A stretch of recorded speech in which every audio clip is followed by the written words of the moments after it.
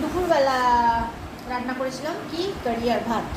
তো কারি আর ভাত আপনাদের সামনে কিছু দেখায়নি। তো চলুন এখন চলে এসেছি বিকেলের রেসিপি নিয়ে। তো এটা দেখতে পাচ্ছেন আপনারা কি আছে, আশা করি বুঝতে পারছেন। দেখুন, বুঝতে পারছেন কি না, বুঝতে পারলে আমি বলে দিচ্ছি। এটা আছে চিংড়ি মাছ। দেখুন চিংড়ি মাছ, কি বিশাল বিশাল চিংড়ি মাছের সাইজগুলো। ভালো লাগছে না দেখতে, খেতেও ভালো লাগবে আশা করি আমি।